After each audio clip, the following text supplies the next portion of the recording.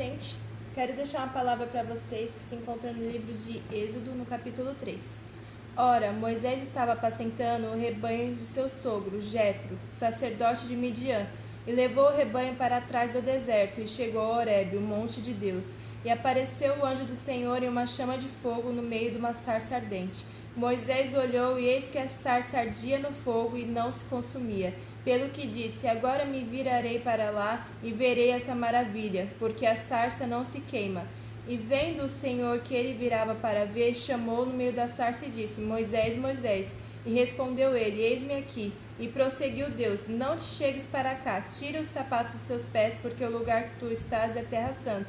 Disse mais: eu sou Deus de seu pai, Deus de Abraão, Deus de Isaque e o Deus de Jacó. E Moisés escondeu o seu rosto, porque temeu olhar para Deus. Então o Senhor disse: com efeito tenho visto a aflição do meu povo, porque está no Egito, e tenho ouvido seu clamor por causa dos exatores, porque conheço o teu sofrimento, e desci para livrar da mão dos egípcios, e para fazer subir daquela terra para a terra boa e espaçosa, para uma terra que mana leite e mel, para o lugar do cananeu, do Eteu, do Amoreu, do Perizeu, do Eveu e do Jebuseu.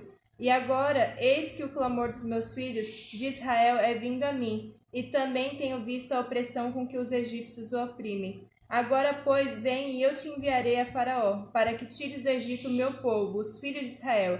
Então Moisés disse a Deus: quem sou eu para que vá a Faraó e tire do Egito os filhos de Israel? E respondeu Deus: certamente eu serei contigo, e isso te será por sinal. Quando houveres tirado do Egito o meu povo, servirei a Deus nesse monte. Então disse Moisés a Deus: eis que quando eu for aos filhos de Israel e lhes disser: o Deus de vossos pais me enviou, eles me perguntarem: qual é o nome? Que lhe direi? E respondeu Deus a Moisés: eu sou o que sou. E disse mais: assim dirá aos filhos de Israel: eu sou, me enviou a vós. Capítulo 4. Então respondeu Moisés: mas eis que não crerão e nem ouvirão a minha voz, pois dirão: o Senhor não te apareceu. Ao que lhe perguntou o Senhor: que é isso na tua mão? E disse Moisés: uma vara. Bom, irmãos, todos nós conhecemos a história de Moisés, é uma história muito conhecida. Naquele momento, essa passagem relata quando Moisés estava apacentando as ovelhas do seu sogro. Ali ele já tinha passado 40 anos lá afastado da terra do Egito.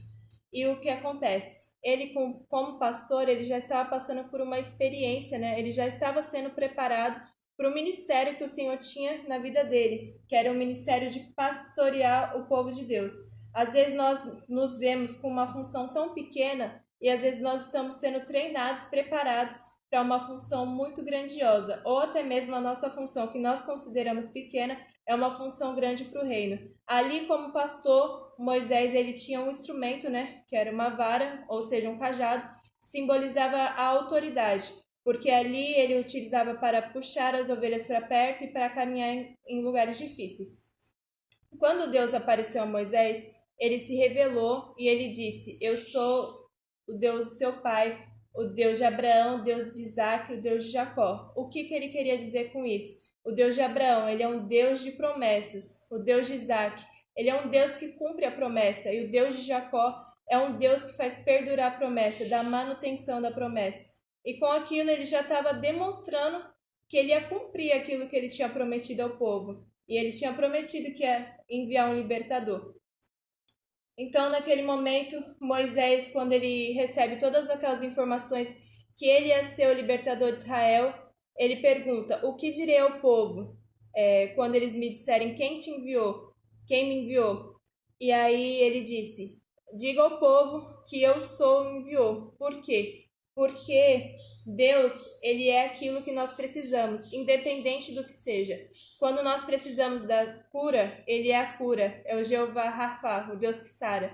Quando nós precisamos de uma vitória, de uma bênção, de qualquer coisa que nós venhamos precisar, de paz, de consolo, qualquer coisa ele é. Por isso não há palavras para descrever o que ele é, porque ele é tudo para nós.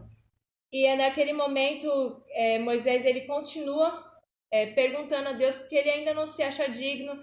Então ele pergunta como ele poderia falar, e Deus fala que vai enviar Arão, que vai capacitar ele, que vai capacitar Moisés e que vai enviar Arão para auxiliar, né? E no capítulo 4, ele continua questionando. E Deus pergunta para ele: o que tem na sua mão? Aí ele diz: tem uma vara.